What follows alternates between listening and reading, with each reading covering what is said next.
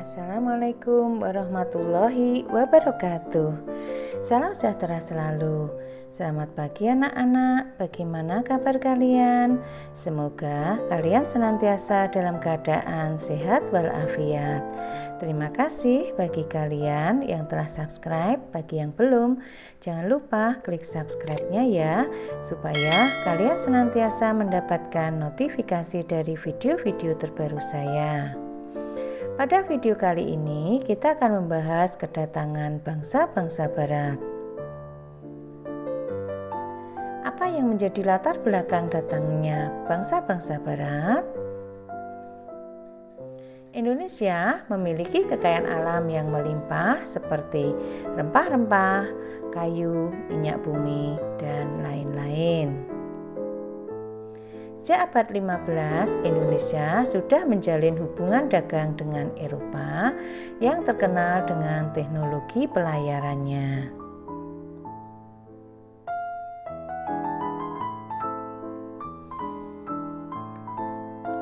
Faktor pendorong kedatangan bangsa-bangsa barat di Indonesia antara lain: 1. Indonesia menghasilkan rempah-rempah yang dibutuhkan oleh bangsa Eropa. Jatuhnya Konstantinopel ke tangan Turki Utsmani pada tahun 1543 telah mendorong bangsa-bangsa barat untuk mengadakan penjelajahan samudra untuk mencari daerah penghasil rempah-rempah. Bangsa barat seperti Portugis, Spanyol, Belanda, dan Inggris akhirnya menemukan Indonesia. Dimulailah kolonialisme dan imperialisme. Baik anak-anak, kita lanjutkan. Apakah arti kolonialisme dan imperialisme?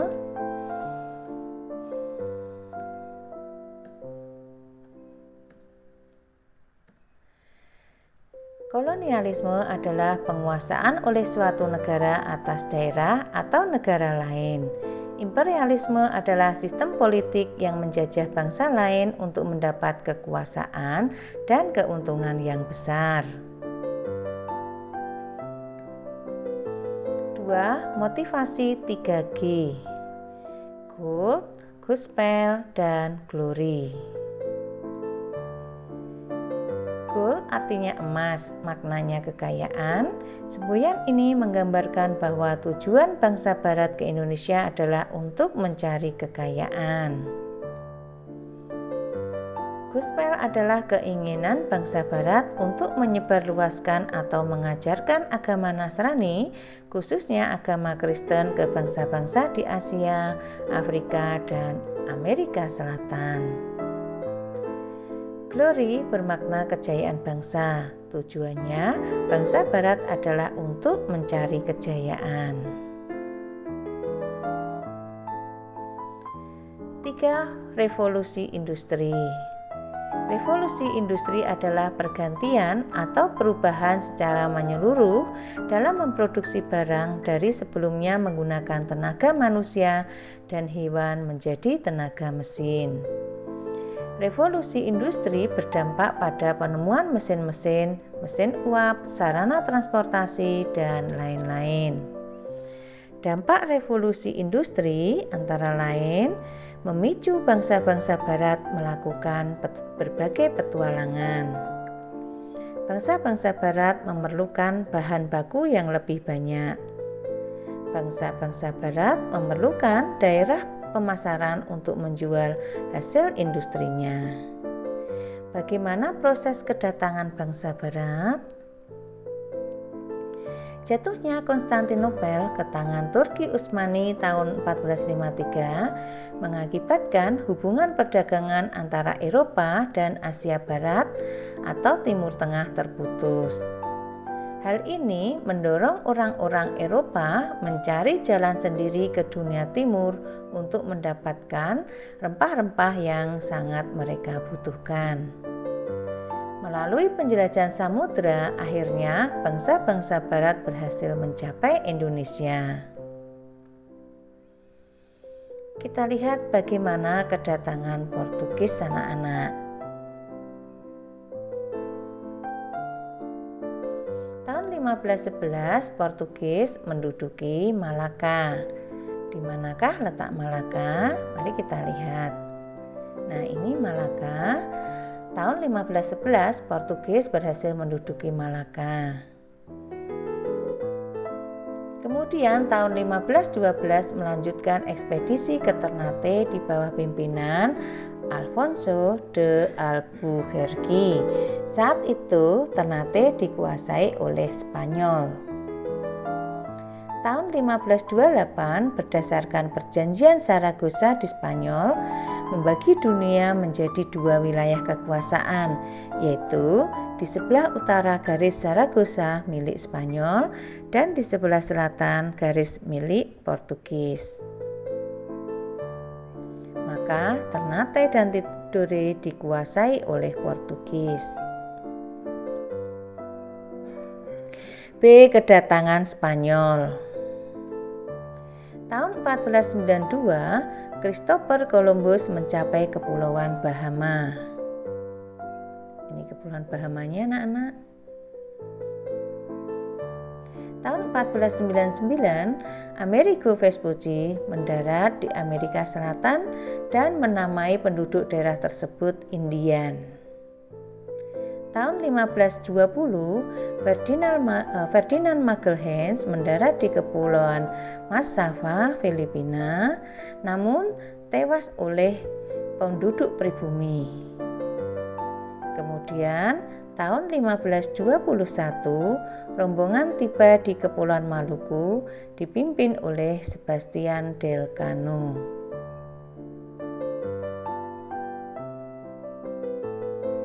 Di Maluku terjadi perselisihan antara Portugis dan Spanyol dan diakhiri dengan perjanjian Saragossa pada tahun 1529. Isi perjanjian Saragossa adalah sebagai berikut. 1. Maluku menjadi daerah di bawah Portugis. 2. Spanyol harus meninggalkan Maluku dan memusatkan diri di Filipina. C. Kedatangan Inggris. Nah, bagaimana kronologi kedatangan Inggris, anak-anak? Mari kita bahas bersama-sama. Pelayaran pertama Inggris dipimpin James Lancaster dan John Davis. Tahun 1602 Masehi dan mendarat di Aceh dan Banten. Tahun 1604 Masehi, ekspedisi 2 dipimpin oleh Henry Middleton mendarat di Banten dan Ambon. Kemudian mendirikan kantor dagang dan benteng pertahanan di Bengkulu pada tahun 1684 Masehi. Persekutuan dagang milik Inggris diberi nama EIC, East Indian Company. Di dalamnya bergabung para pengusaha Inggris. Walaupun Inggris tiba di Kepulauan Nusantara, pengaruhnya tidak terlalu banyak seperti halnya Belanda. Mengapa? Hal ini disebabkan EIC terdesak oleh Belanda, sehingga Inggris menyingkir ke India atau Asia Selatan dan Asia Timur.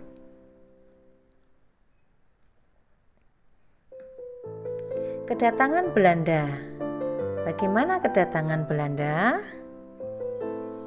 Kedatangan pertama tahun 1576 dipimpin oleh Cornelis de Houtman dan mendarat di Banten, namun diusir oleh penduduk karena bersikap sombong. Tahun 1598, ekspedisi Belanda dipimpin oleh Jacob van Eyck dan mendarat di Banten. Mereka diterima penduduk karena bersikap ramah. Tahun 1602 didirikan VOC yang merupakan merger dari beberapa perusahaan dagang Belanda untuk menghindari persaingan.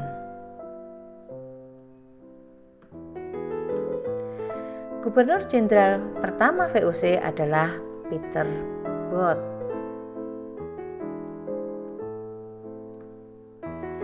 Ia mendirikan pusat perdagangan VOC di Ambon, Maluku, Kemudian dipindahkan ke Jayakarta karena lokasi lebih strategis untuk lalu lintas perdagangan. Selain itu, untuk menyingkirkan Portugis di Malaka. Gubernur Jenderal VOC Jan Pieter Soenkoen dengan mendekati penguasa Banten, Belanda berhasil mengusir kongsi dagang Inggris dari Banten pada tanggal 31 Mei 1619. VOC mendapat keleluasaan dari penguasa Banten. Jayakarta oleh VOC kemudian diubah namanya menjadi Batavia. VOC mendirikan benteng sebagai tempat pertahanan, pusat kantor dagang dan pemerintahan. Bagaimana tujuan kedatangan bangsa Barat ke Indonesia? Awalnya untuk memperoleh rempah-rempah, namun kemudian tujuan tersebut berkembang antara lain 1. Menguasai perdagangan rempah-rempah dengan cara memonopoli. 2. Menguasai wilayah strategis baik perdagangan maupun basis militer. 3. Mengeruk sebanyak mungkin kekayaan sumber daya Indonesia. Cara-cara yang digunakan bangsa Eropa untuk mencapai tujuannya. A. Menerapkan politik kolonialisme, yaitu politik yang menguasai suatu daerah dengan paksa untuk kepentingannya sendiri. B. Imperialisme, yaitu politik menguasai suatu bangsa untuk mendapatkan kekuasaan dan keuntungan yang besar. C. Portugis dan Spanyol menjalin hubungan dengan kerajaan Maluku yang bertikai, Portugis dengan Ternate, sedangkan Spanyol dengan Tidore.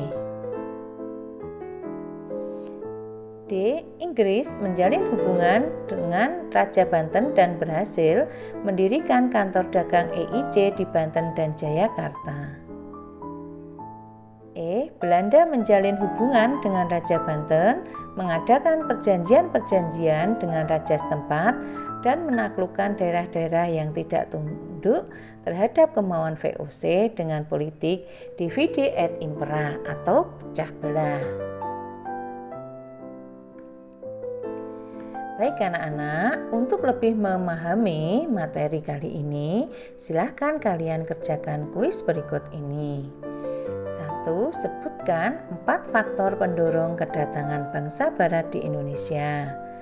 2. Jelaskan isi perjanjian Zaragoza antara Portugis dan Spanyol dan pengaruhnya bagi Indonesia.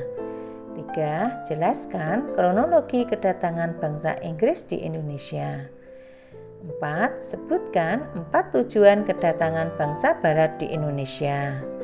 5. Jelaskan cara yang digunakan Belanda untuk mencapai tujuannya. Video berikutnya kita akan membahas tentang pengaruh monopoli perdagangan dan kerja paksa. Temukan video lainnya di Titik Agung Family dengan alamat sebagaimana tertera dalam video ini. Terima kasih anak-anak dan sampai jumpa pada video berikutnya.